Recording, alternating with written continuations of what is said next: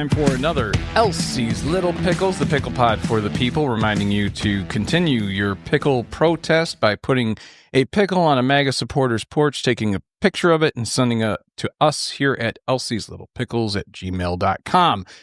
With that, Pickle Porch Pegging. Pickle Porch Pegging. Happy belated May the 4th to both of you. And Thank you. I know have some very recently been evangelized. Yes, I know this has been a struggle. This has been a lifetime struggle between me and my son. Hold on. Let me just clarify. I liked Star Wars when I was a kid and didn't understand it because cool laser swords, right? Right. And on top of that, I grew up with the prequels, which obviously, Phantom, it's important for the story, kind of a shit movie. Attack, it's important for the story, kind of a shit movie. I maintain Revenge of the Sith is the best Star Wars. Okay. Well, you're gonna maintain that. You'll get a little bit of resistance, and it's generational because I believe Return is the best. However, definitely a close second. However, I can see. I look at it the same way. I think that in the prequels and the originals, the first was amazing. So A New Hope was fucking amazing because we never seen anything like that. We didn't know that could be done on film. Like that blew away. Yeah. Like visually, everything that we had ever digested as film goers. Maybe I'm just spoiled by having grown up with the prequels and now with Star Wars being but I think even more than that, you're spoiled because of like the Marvel universe where they built upon all that technology in filmmaking. And because New Hope, it's a good movie, it's a good story, and like I respect it in that sense, but it's just very visually plain to me, and I get it. Like it was the first one, right? They had never done that shit before. It was the first one, so like you kind of just had to. They were figuring it out as they went. It's kind of like I understand. It's kind of like Einstein walking around going, "All right, I got this E thing, and I have this MC thing, but I can't quite finish this thing." You know what I mean? It's like, it's that chocolate and peanut butter combination that once you figure it out, even though it sounds disgusting at first glance, you go, "Oh shit, that's fucking amazing." Oh, and not to take this choo-choo off the tracks, but Reese's coming out with peanut butter and jelly Reese's cups. Fuck off. Keep it the way it is. You are disgusting. And yes, all those things should work together, but their capitalist greed disgusts me. Yeah, you're just trying to rail me in the ass with your fucking diabetic little puck of deliciousness. For retrospective viewing, I should bring up, I should say, that Star Wars came out in what? 77. Yeah. Other movies from 1977. Smokey and the Bandit. Close Encounters. Saturday Night Fever. The Spy Who Loved Me. Oh God. Annie Hall.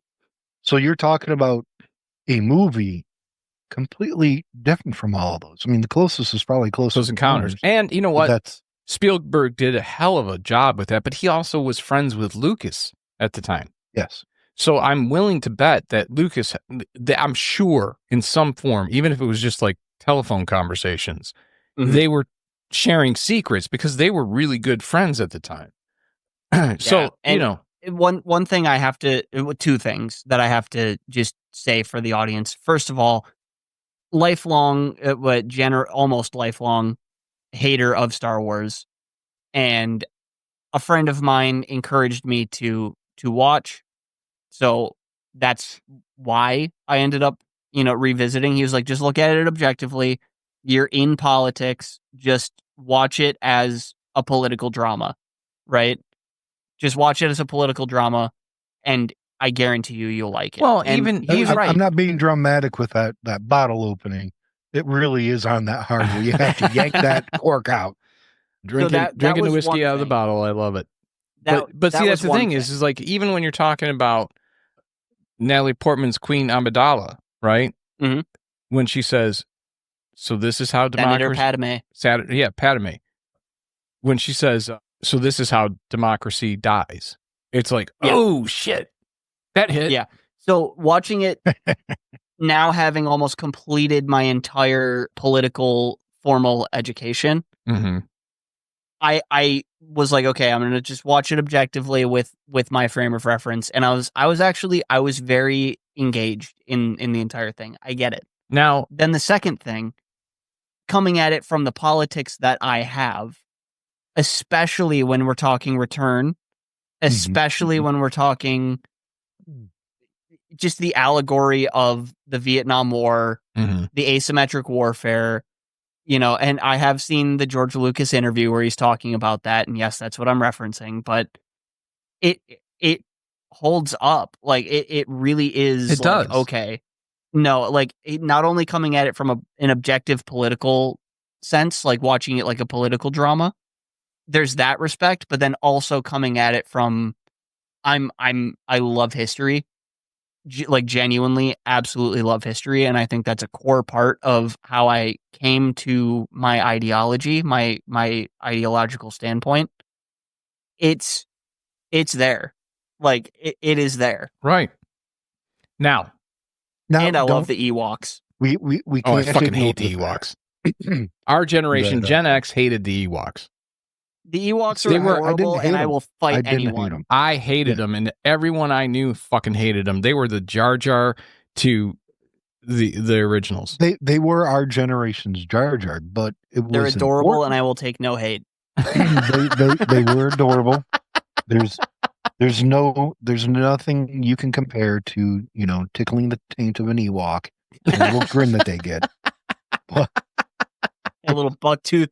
But the idea behind it, which is a primitive race fighting a technologically advanced enemy. Yeah, it's the asymmetric warfare. It's the allegory of asymmetric warfare that comes directly out of the Vietnam War, with the Viet Cong using asymmetric warfare against the Empire, which was America. Mm-hmm. All right. Now, as I like to call the Ewoks, the midget Wookiees. Yeah, that's what they're. Yeah. But let us also not ignore that Donald Trump released, or the White House, I should say, released an AI image of Donald Trump with a red lightsaber. Yes, I saw that. Claimed the Empire status. Yeah, I mean, I don't know. He declared that they are the rebellion and the lefties are the Empire. See, and that's holding a red sword. I thought he ended it with saying. I thought he ended it with saying the Empire is here, and that was interpreted as referencing that he is the Empire. No. He said, we are the rebellion. You are the Empire. Well, but someone should have told him or anyone else involved that, hey, maybe we should change the color of that lightsaber. Yeah, talk about not getting your shit right ahead of time. You can't play a geek. I mean, that's the fact. You cannot pretend to be a geek when you're not a geek on anything. I don't care what it is. So, all right. But besides that, before we get into even deeper Star Wars, May the 4th, I also want to say May is also Stroke Awareness Month. And I say this because someone that I went to school with, a classmate, she had a stroke 2 months ago. And she's recovering. She's strong. Shout out to you. I won't mention names just in case, but you're in our thoughts. Stay strong. Absolutely. You got pickle power behind you, baby. Pickle power is wrapped around you. May the pickle be with you. May the pickle be with you.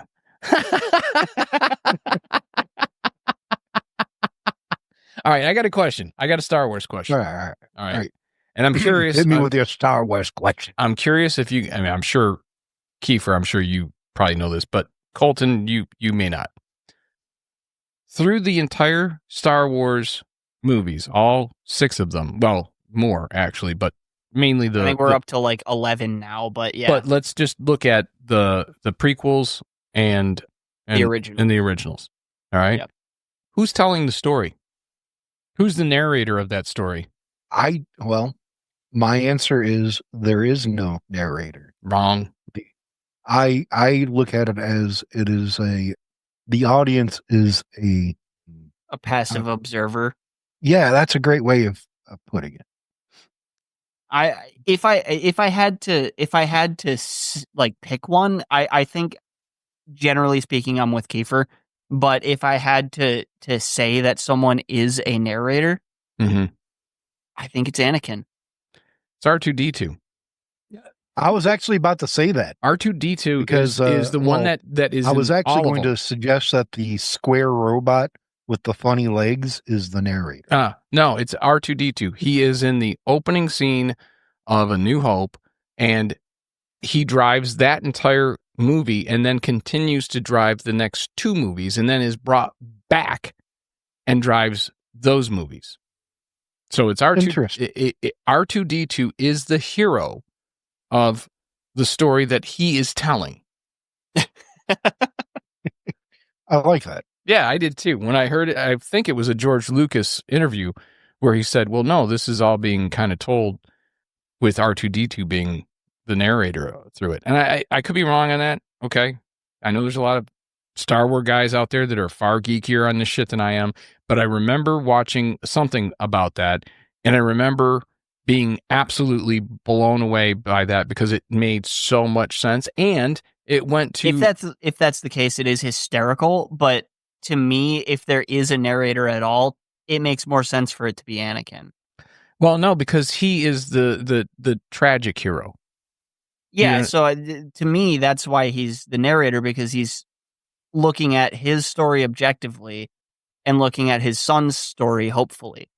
Well, what ends up happening is essentially in the first three, 77 to 84 or whatever it was, those movies, it was very much the reluctant hero. Right. But with Anakin, then Vader, it became the tragic hero.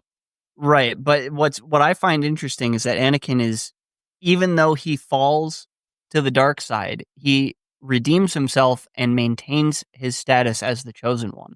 Yeah, exactly. And that's the brilliance of the storytelling. Luke is not the chosen one. No, and really in overall lore, almost becomes irrelevant. Aside from the fact that he's the one that defeats his own father. But he doesn't kill him. No, he brings him back to the light. So that's his that's his hero's journey. His hero's journey is very, very specific, whereas Anakin's is very much Luke is redemption, and Anakin is a tragic hero. Tragedy. You know what I mean? Hero. So I love that. I want to point out the whole linear idea of Anakin being born of the Force. You could direct a parallel to Christ narrative, Abrahamic mythology of Jesus. Which, have you, Steve, watched Ted the series? No, I haven't yet. I want to. I hear it is amazing. It is even better than the movies. Wait, like the Seth MacFarlane Ted? Yes. The series, I have watched it 3 times. It is that damn funny. I think Seth MacFarlane is a fucking genius, though. There's a scene is very funny where they're in church Christmas Eve, and Aunt Sue, the mother of Ted, has a solo in the choir, and the pastor is talking about how this day a son was born. Never before did someone was born, came to life. And Ted is like, pops up with, actually, me. Right here. And the pastor's like, yes, but he had a message of love. Ted hits his chest. I love you. Your move. It's just hysterical. On Seth MacFarlane, though, I will take no conversation, no argument. American Dad is funnier than Family Guy. I disagree, but it's going to be a subjectivity. Well, let me put it to you this way. I have found I have laughed harder at times to American Dad. Really? At times. And I think it's a very well done show. I just think it sets up jokes better because it's not always just, oh, remember the time when we, and then cut away. Yeah, that's the thing. Like I know that that show gets shit from everyone, including Matt Stone and Trey Parker. The Simpsons rip them for that, but I don't mind it. I really don't. I find it entertaining. So maybe I'm just simplistic in my cartoon evaluation. Also, another unpopular opinion, I don't find South Park to be all that funny. Oh, I do. I found South Park funny. Fuck yeah, I do. I will give the edge to Family Guy every day because they spoofed Star Wars. Yeah, that was a brilliant. Called Blue Harvest. Fair. Yeah, that's fair. That was a brilliant. Which, for the rest of this podcast, you may refer to me as Carlos Spicy Wiener. we could. We won't.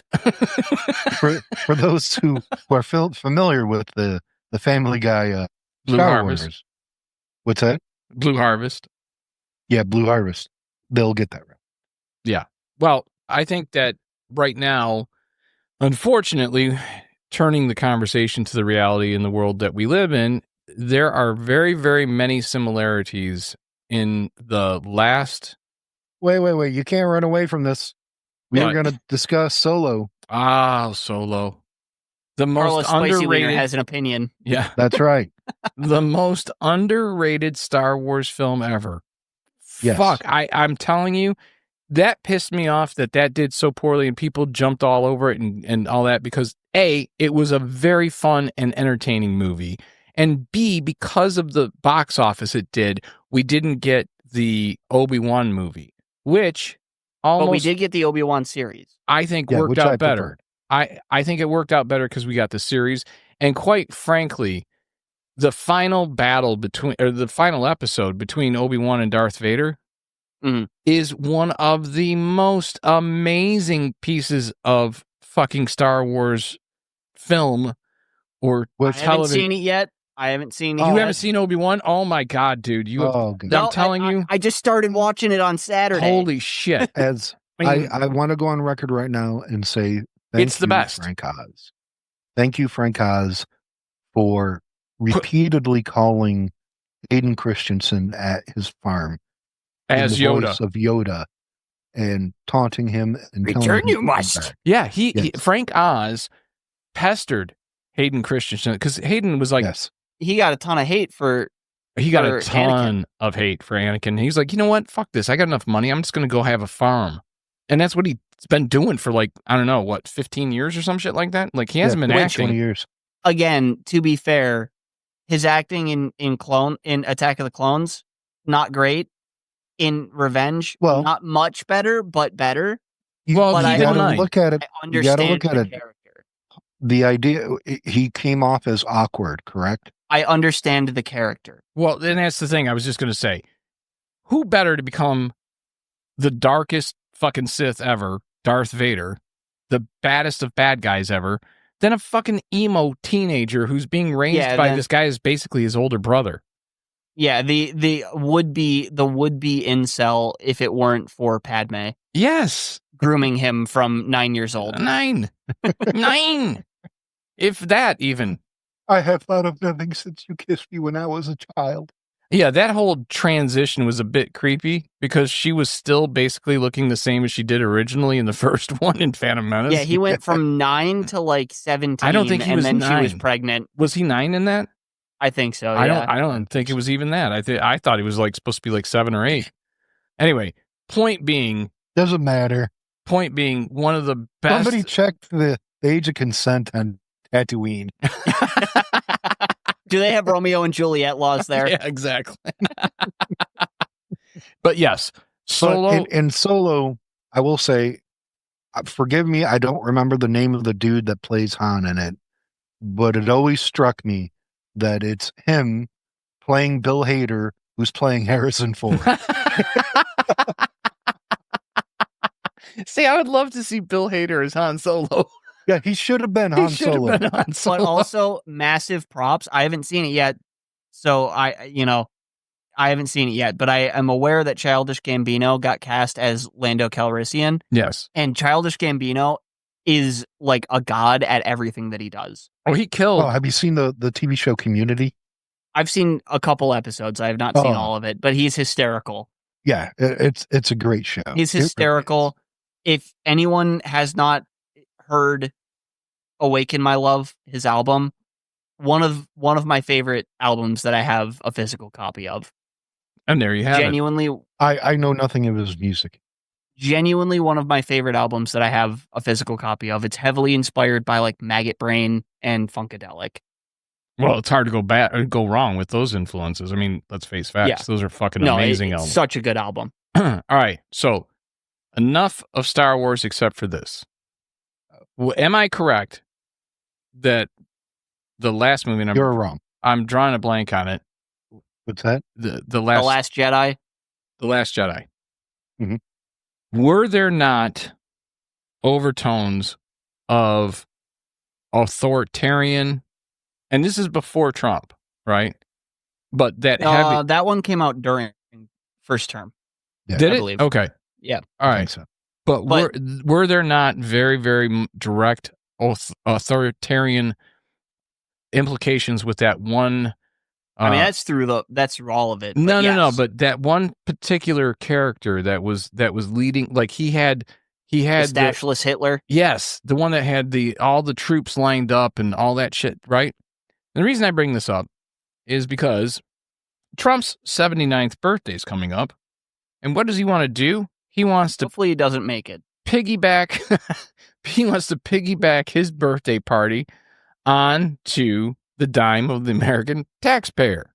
And how does he want to do that? Well, he wants to have a military parade celebrating the Army's 250th anniversary. All right, great. Army, 250 years in the making. 1 year more than the country.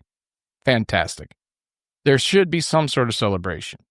Coincidentally, it lands on Trump's 79th birthday. Here's my problem with it. It would make sense to have a big military bash because it's very expensive. It would make sense to have a big military parade type bash. About $92 million, which is about how much he's cutting with NPR and PBS. Well, hold on. That's not exactly an accurate number. I would agree with him having this on July 4th. Fuck.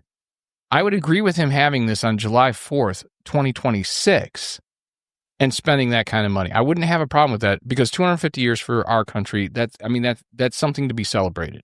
I still have a problem with the optics of a military parade in what's supposed to be the freest country in the world. I agree with you on that, but I could understand it and I could let it go under that circumstance that it's about all of America. It's about all of these things. And and you would have military things involved in that parade, but it wouldn't just be military. This is just going to be military. Okay. My brain goes like this. The Army is celebrating 250 years.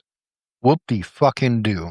Let me know when you get to 500, because the Swiss Army, the Swiss military has been around for 734 years. Yeah, but they got that knife. The very same from the knife? Yeah, I mean, like, who was going to beat them back in the day when they had that knife? All right, so nobody. Who else was walking around with a goddamn corkscrew? No one. Exactly. Who? No one. All right. What's wrong? You got to trim your cuticle? I got you. All right. So you need a knife that'll go blunt. You need a knife that'll go blunt in two cuts. Here Jesus Christ, this is my circus. You're my monkeys, and motherfucker, you guys are off the tracks. Yeah, well, fuck your news. Nobody cares because it's Star Wars. Oh, shit. Okay, so June 14th, 2025 coincides with his 79th birthday and the 250th anniversary of the U.S. Army. The proposed events... I just want to see him. Includes... It has nothing to do with my birthday. 6,600 troops, 150 military vehicles, including tanks, 50 helicopters, seven army bands, a parachute display by the Golden Knights, and a fireworks show. The exact cost has not been disclosed yet. Estimates right now are right around $45 million, though when he tried to do this back in his first term, estimates were projected at $92 million. Okay, so that's where I got my number. Now, here's my problem with this, okay? This is exactly my problem. It makes sense to do this on the anniversary of the country's 250th birthday. That makes sense to me. But more importantly, you cannot have a military parade like that down the streets of Washington, D.C., or wherever they hold it, and not fuck up all of the streets with the tanks and the military vehicles. We're going to have so it's going to destroy 24-karat gold tank that rolls down with a toilet on top. They don't make paint that looks like real gold. But we're going to try. We're going to try. The problem I have is the fact that this is going to actually destroy infrastructure. And where this is... Are already crumbling infrastructure. But where this finds a little bit of humor to me is how much you want to bet he's going to use Biden's infrastructure plan to fix the streets that he fucks up with his little birthday parade.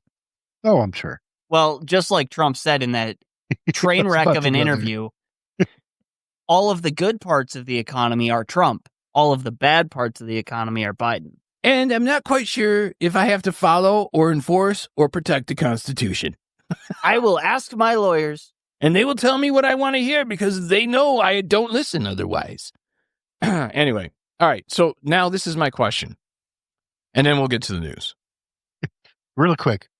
Anybody else see back when he was in court? And when he was asked if he was going to take the stand, he said, I don't think I can because I'm under a gag order. And he turned to his lawyer and was like, am I right about that? And the lawyer was like, maybe. Sure. Like, I don't want to tell him no that he's an idiot. Yeah. So I'm just going to make a face. All right. So here's my question. I'm going to preface it with a statement. All right.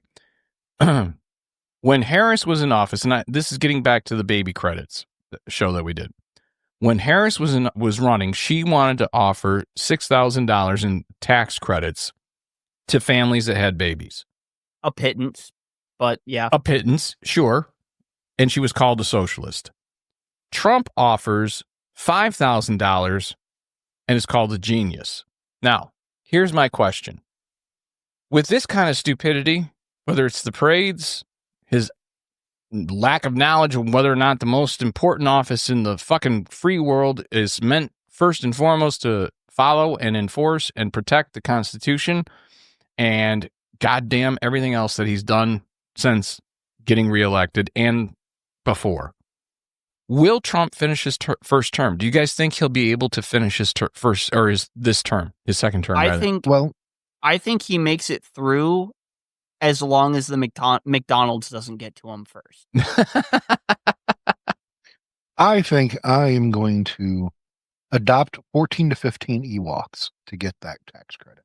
Revenge of the Big Mac. Revenge of the Big Mac and Return of the Ewok. I don't know.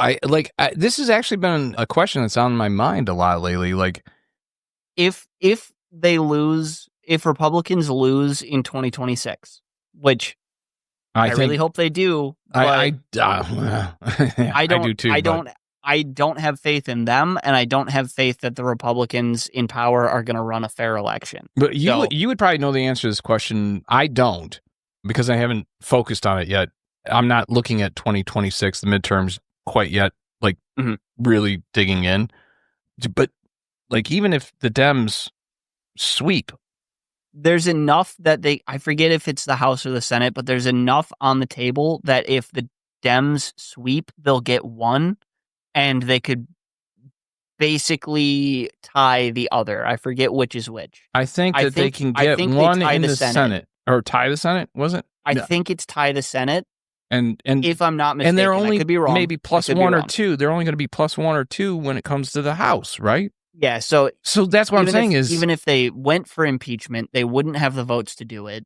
No matter what we're talking, House or Senate, they don't have the votes. Even if they absolutely shit House Republicans in 2026. So I don't see any way that he does not finish his second term unless a couple of things happen. One, Revenge of the Big Mac, baby. Yeah, that could happen. He could have a heart attack, cholesterol, whatever. And I'm not saying that we wish it on him. FBI, we didn't say that. Hey, if the Big Mac gets him, it wasn't me. Well, that's true. I mean, that's kind of on him. If the Big Mac gets him, it wasn't fucking me. The problem is that his favorite is the fish sandwich, of course. So that's not going to happen. impeachment's probably not going to happen unless he goes so far off the rails that Republicans come to the Democrats looking for help getting rid of him. Which is possible, but I don't think that that's likely to happen because this is, on this particular topic, my favorite piece of analysis right now. He's essentially a doddering, old, dying grandpa. And all of the Republicans are just trying to suck up and get into the will. Yeah, and that's my view on it, too.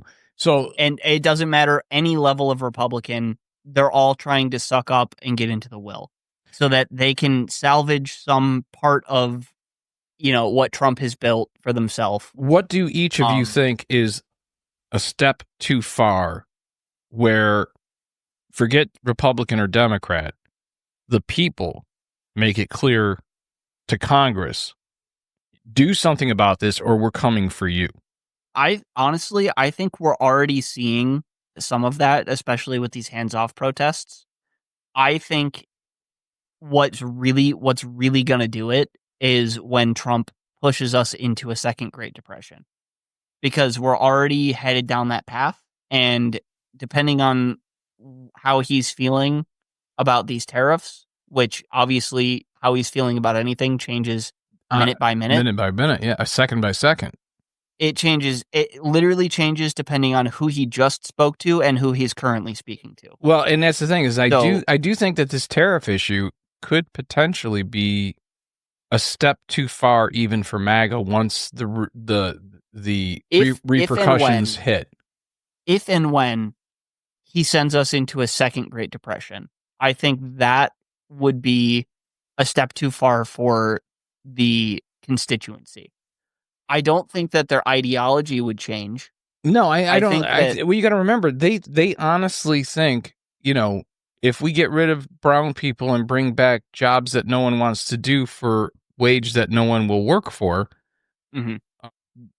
life will be great. I do believe that they think that that's the case. I get it. I get it. It's a simplistic view, but genuinely the way that I see this going is you're going to end up with 2 or 3 different factions when Trump is gone. However he ends up being gone, whether that's by dying or by political exile or, pick your poison as far as how even just serving his term out. Yeah. And not being a dictator and going for a third. I see a fracturing of MAGA into different factions of MAGA. Well, I see a Warhawk faction of MAGA, which probably headed by either. Let's be honest. That's just far right neocon. Yes. Well, yeah. So I see a Warhawk faction headed by either Don Jr. or Stephen Miller.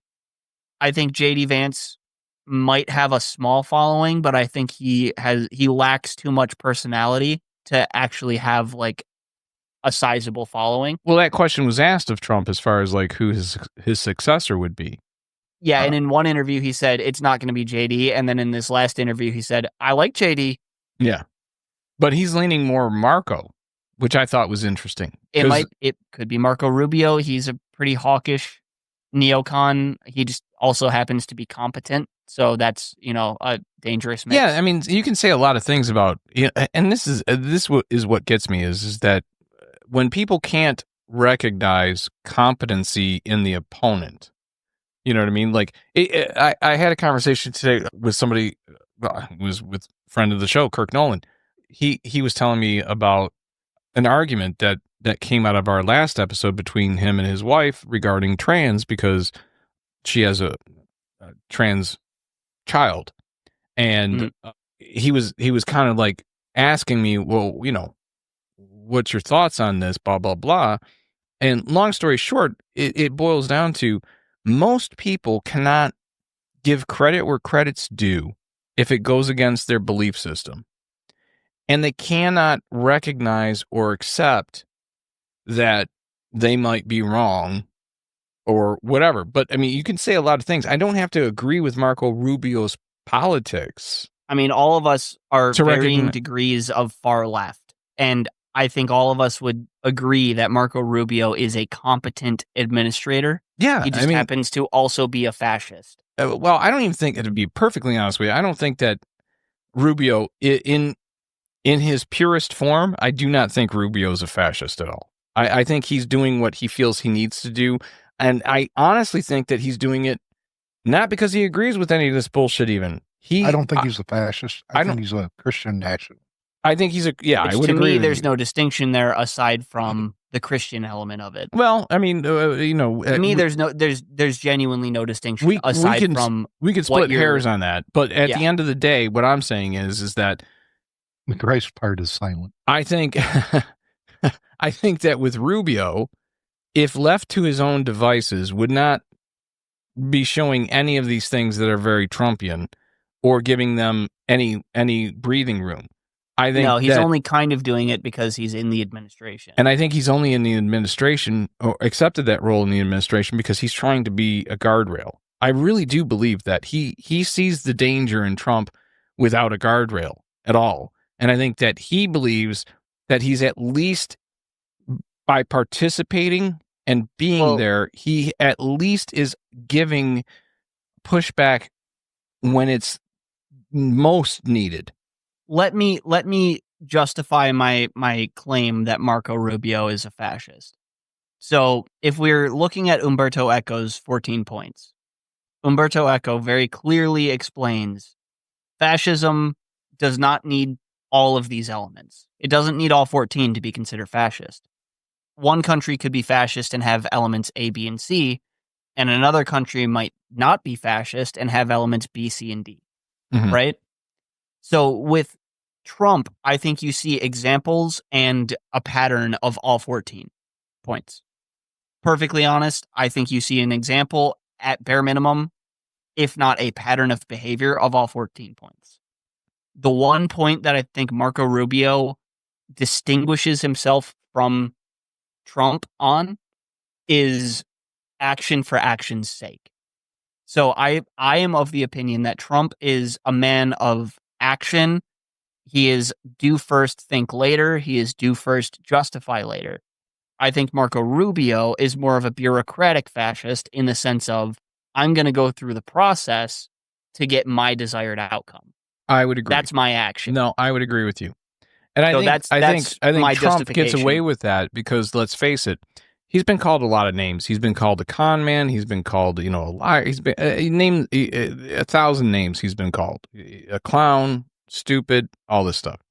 Mm-hmm. But really, at the end of it, what he is more than anything is a phenomenal salesman. That's it. I don't know if he even believes half the shit that he says. But at this point, I think he does. Straight up, at this point, I think he does. First administration with Trump, I think he knew he was lying. Oh, totally. I mean, at this point, he's so brain broken. I genuinely am not sure he's capable of lying. I think he believes what he's saying.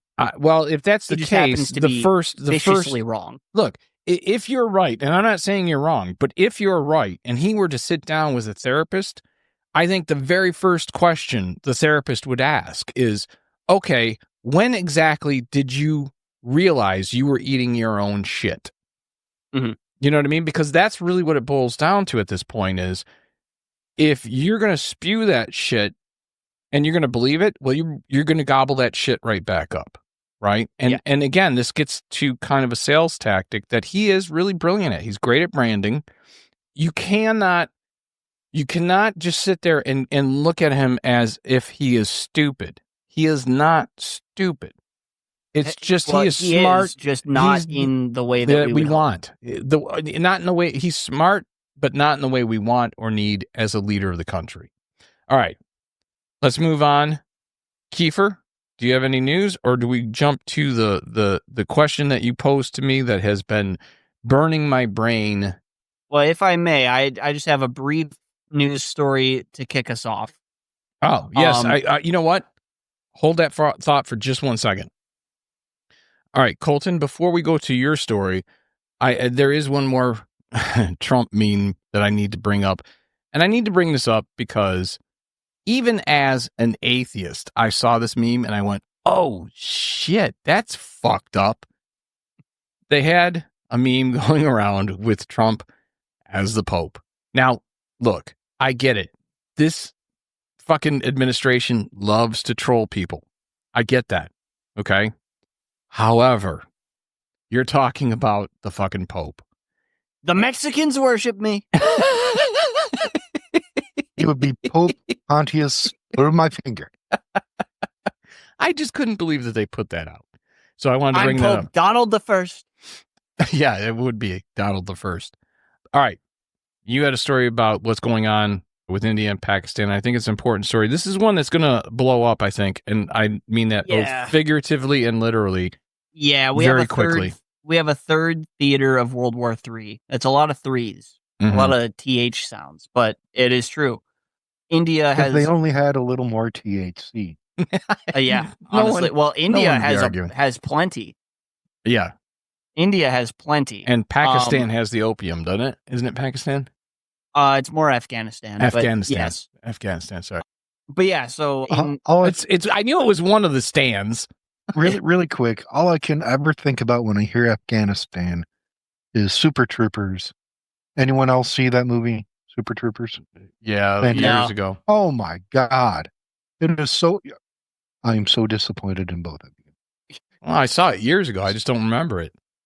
Super Troopers, absolutely hysterical, but they're talking about animation. And one of the guys was like, oh, this is Japanimation? And they're like, no, it's a cheaper knockoff. It's from Afghanistan. It's Afghanistan-mation. It's just so beautiful. But yes, breaking news. We have a new theater of World War III, and it is India-Pakistan, because India initiated a bombing run, I believe, on 9 locations in Pakistan. And China has said, we're not getting involved militarily, but we side with Pakistan. And that is literally just because China wants control over Kashmir instead of both of them. Well, how does Led Zeppelin feel about that? Not great. Yeah. I mean, considering Robert Plant got dysentery in Kashmir, I can't imagine he has positive feelings. You blow out your brown ring, yeah. Yeah. A little washer. His washer was hurting. So that's our third theater. The first two obviously being Russia, Even my Ukraine. hemorrhoids are spicy. We got the Russian Ukraine theater, the European theater. We have the Levantine theater, and we have the Hindustan theater. That's a lot of theaters. Yep. And before you know it, there will be a fourth. It'll be the North American theater, because Trump really wants Greenland and Canada and Mexico and Panama. I think he's entertained by Mexico's president.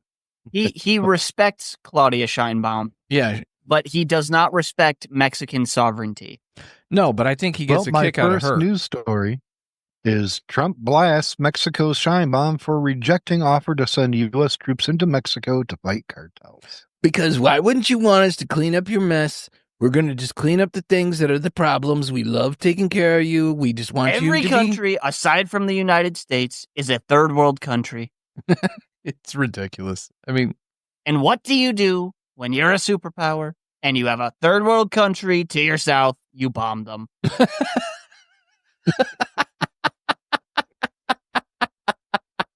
She's a lovely woman. The president of Mexico is a lovely woman, but she is so afraid of the cartels that she can't even think straight. Yeah, I mean, she can't even walk. That's I grabbed her by the fajitas. He literally said, I grabbed her by the fajitas. I squeezed them and got elotes. Oh my God. I showed her my chilito. All right. Look, I mean, at the end of the day, Trump he's putting us in a position where at some point somebody's going to call his bluff. And I don't think he's going to like when that happens. Now, it's going to be Mark Carney. I do too, actually. I think Carney is the one who's like, no. You broke up with us. We didn't break up with you.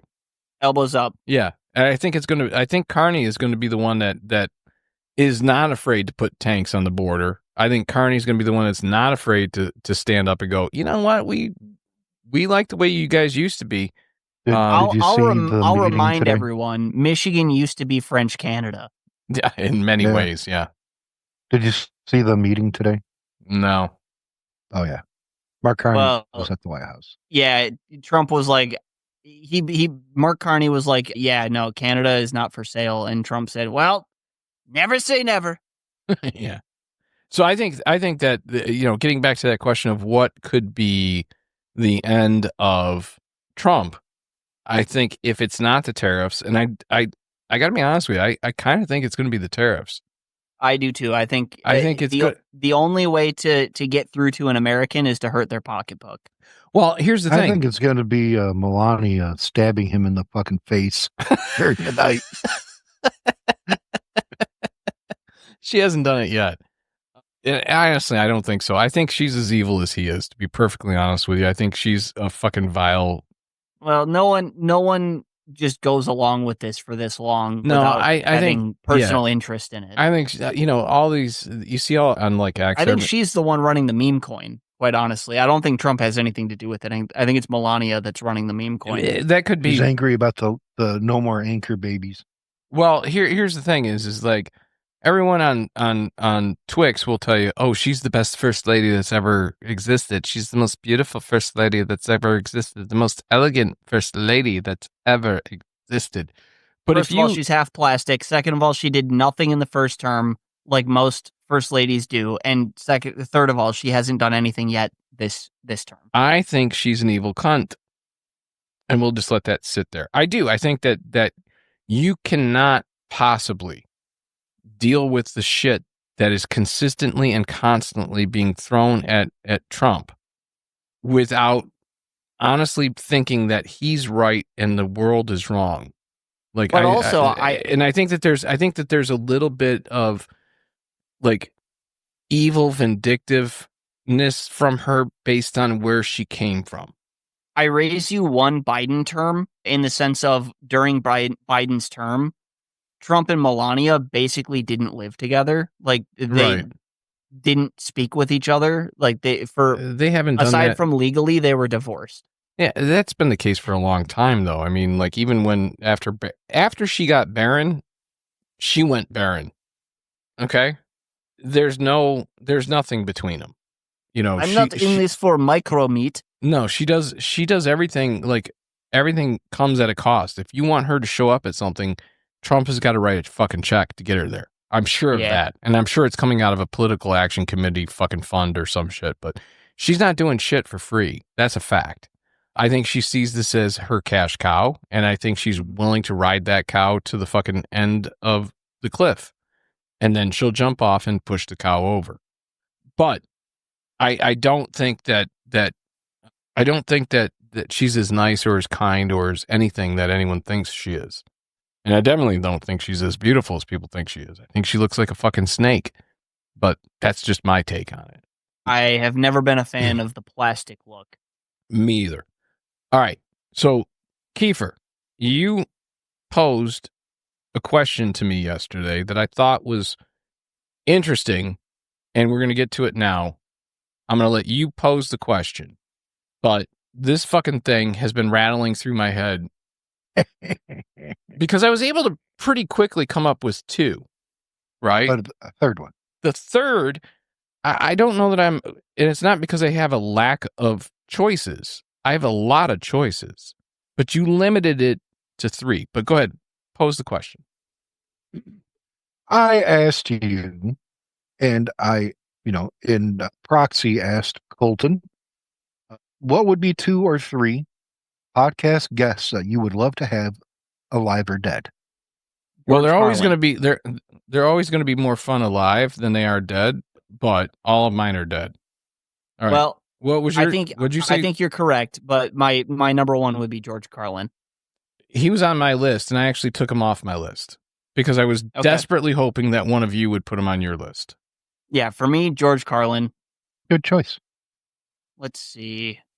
Che Guevara would be a very interesting, assuming he spoke English, which I think he did, but he would be a very, very interesting person to speak with just because he's such a complex person, such a ideologically motivated person, yeah, I think Che Guevara would be a very interesting podcast guest. Okay, so we've got Carlin, Che Guevara. You have a third. Do you need a minute? Yeah, you go ahead. I'm gonna think on my third. You go ahead, Steve. All right. My first one, Christopher Hitchens. Ooh, yeah. I would love to He was my alternate.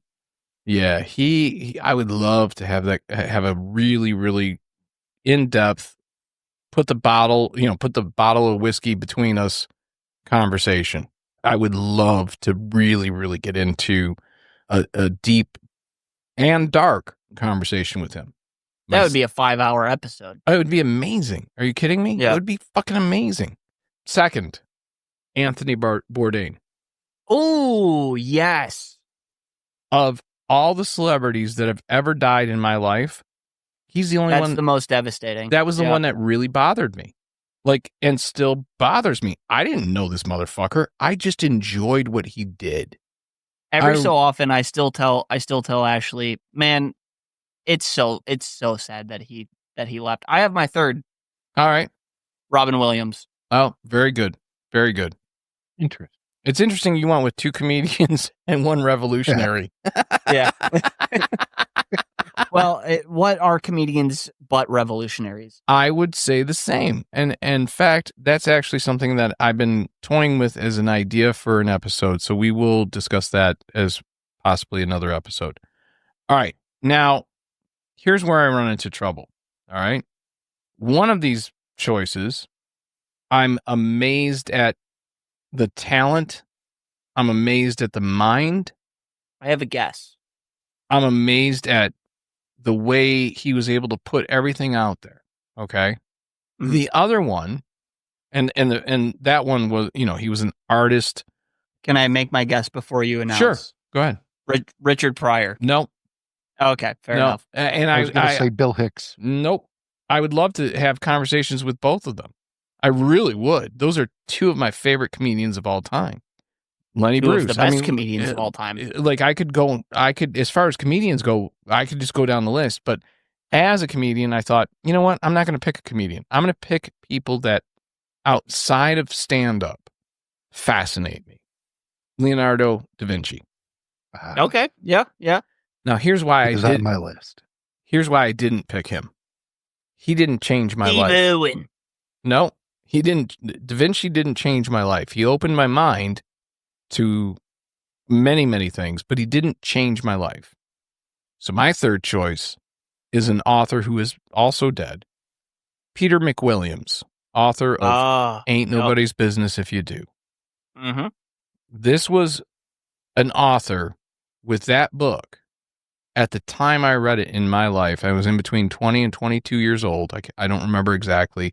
I discovered this book on a bookshelf, almost as if the light came around it.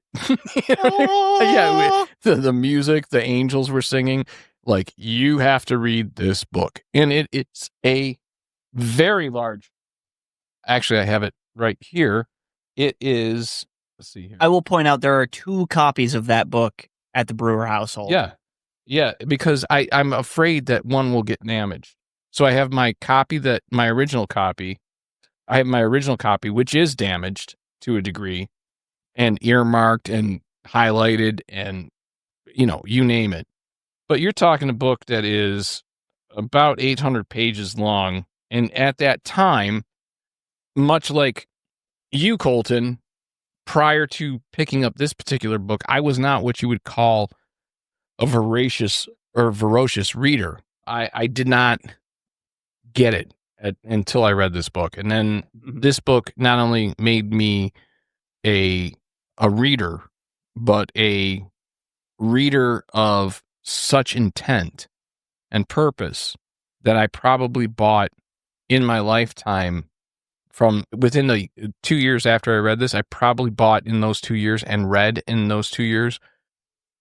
I would say probably somewhere in the neighborhood of about 300 books.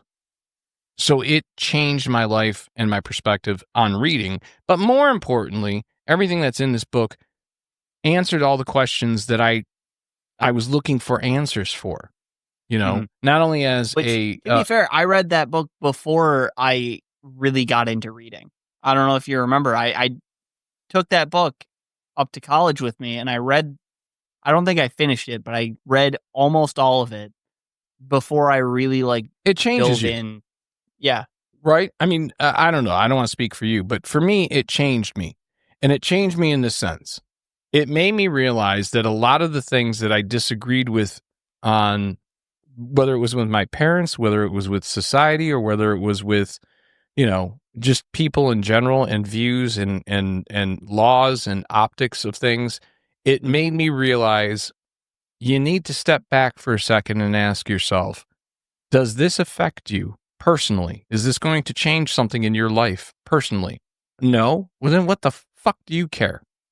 What the fuck do you care? And this gets back to that trans episode.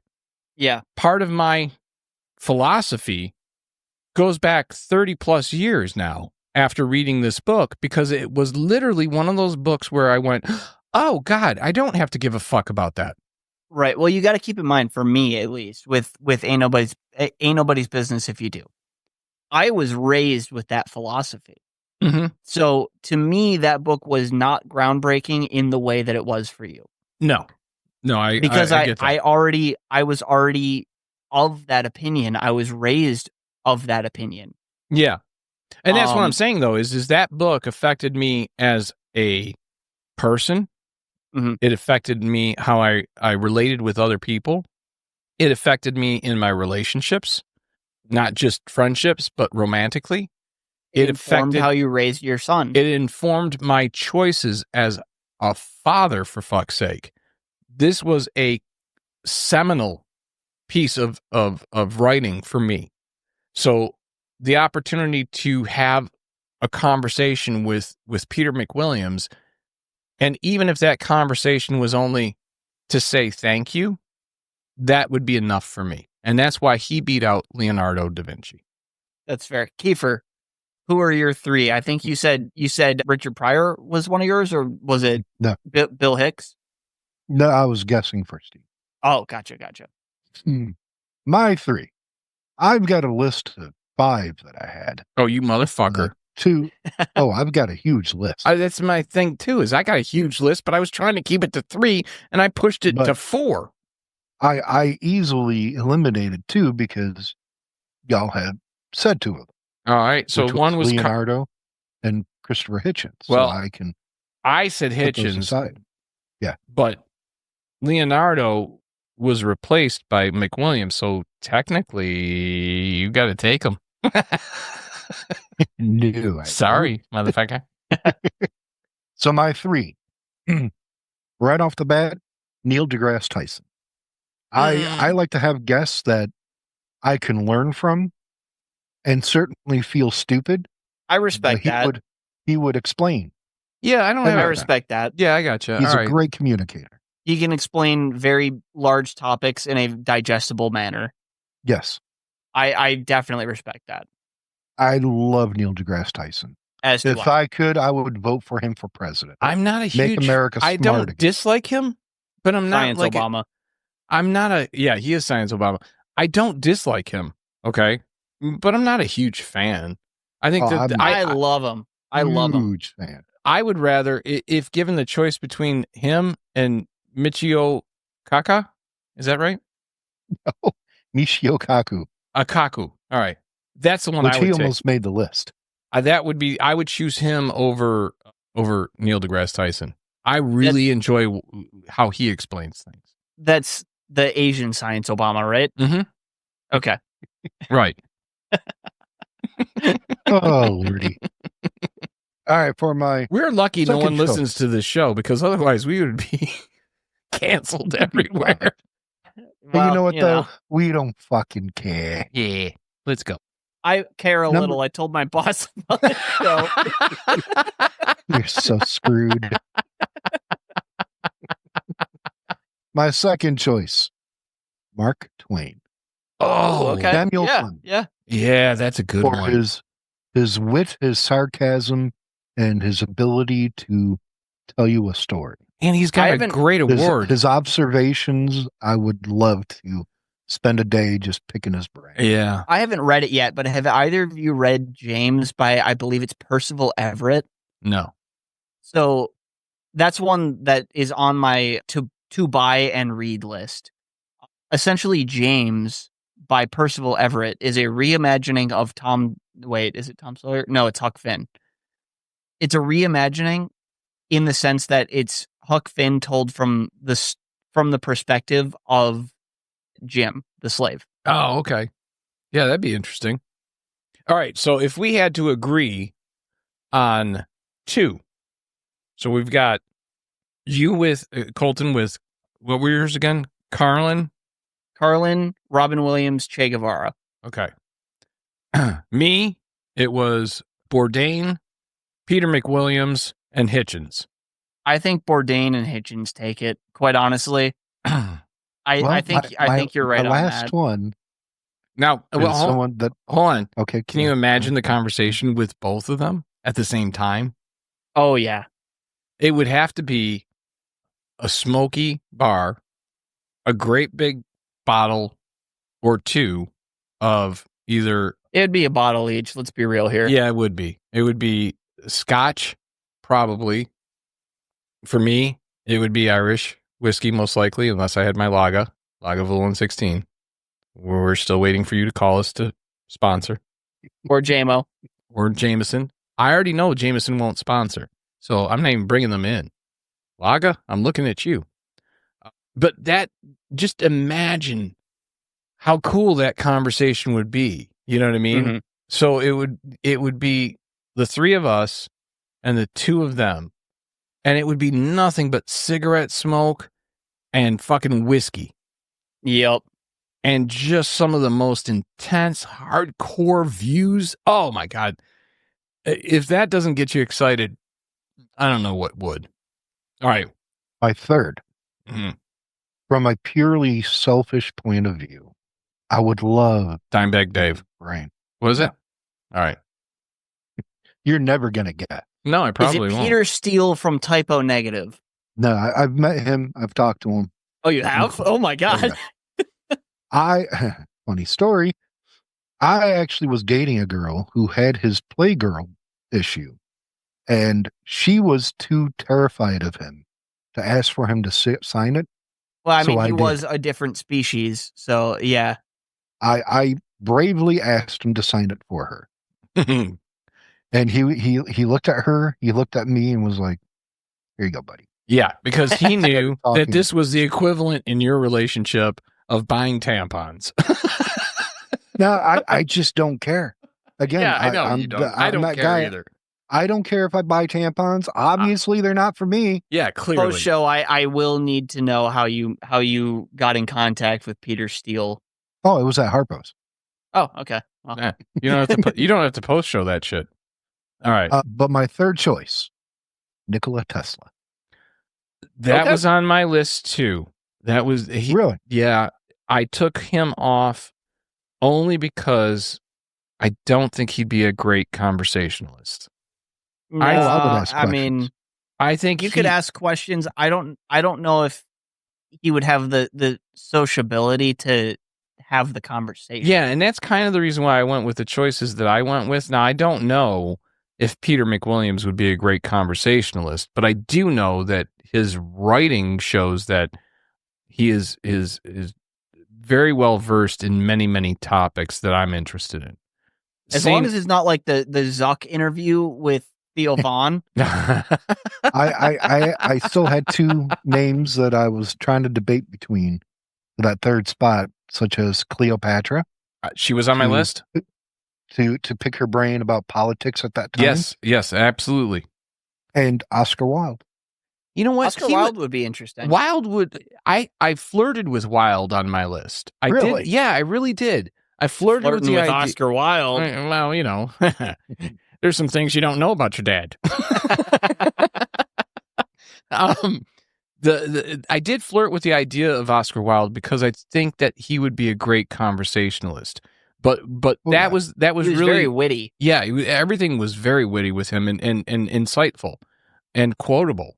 the reason why I didn't go with him is because I really thought about it from the point of view of put into this modern form of podcasting where it is absolutely dependent upon coherent and intriguing conversation. I didn't feel like pulling him out of time, he would probably be the best choice for that. Whereas with specifically Hitch and Bourdain, they were made for this. I would throw a fourth in Walt Whitman, and a fifth Ernest Hemingway. All right, so like if I had to throw the third in, like to me the ultimate conversation would be Hitchens, Bourdain, and Hicks. Oh, okay. Yep. That's a conversation I don't even want to be a part of. I just want to watch it. Yeah. The idea of this actually came from Star Trek. Really? Because, Data I think it was Data, might have been Picard. One of them would throw poker parties in the holodeck. And at the table was Samuel Clemens, Mark Twain, Hawking, and Sigmund Freud. Really? And I was like, that is cool. That is cool. I want a holodeck just to be able to pull it. Sigmund Freud is always so funny to me because I did major in psychology, even though I'm doing politics.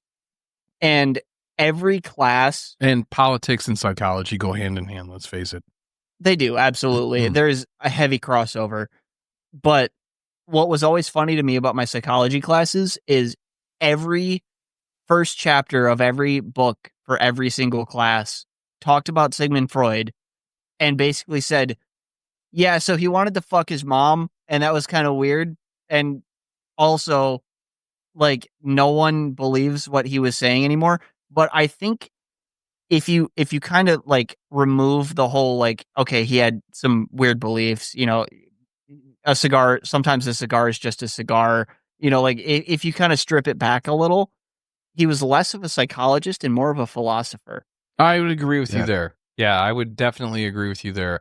And I think, though... I just think it would be so much fun for me personally to sit at a poker table with Neil deGrasse Tyson, Nikola Tesla, and as a third in that genre, Sir Isaac Newton, and just listen to the three of them talk about science. Yeah, that would be. You know what I mean? I can't deny it. Introduce them to AI. Yes, so this magic box has a brain. Yeah. Well, now if we had to vote on three people, I think Hitchens and Bourdain definitely take it. Agreed, Keith?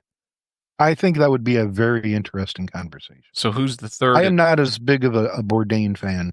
I would like to believe that Che Guevara would also be an interesting addition to the conversation, but he might over politicize everything. Well, that's exactly. So, I mean, we're talking about just an interesting conversation. Again, if I had to pull three, Hitchens, Bourdain, and Hicks would be a great. That would be just sit back and let it go. And even if it wasn't Hicks, if it was Carlin, I think same thing. You could let it go. Yeah. Prior, if it wasn't Hitchens, if it wasn't Hicks and Carlin. If it was Pryor or if it was Williams, not Mick Williams. I think having the comedic element in that conversation would make it. Even if you went, even if you went with, what were some of the other choices that we had? Tesla, Guevara, who else? Tyson. Mark Twain, Neil deGrasse That'd be Tyson. Another great one. So if you had... I think that third seat has to be filled by a comedian. Mark Twain would fill that seat well, but I don't think it would be proper. I think it would fill that seat in terms of wit, but not maybe necessarily in terms of comedic. Right.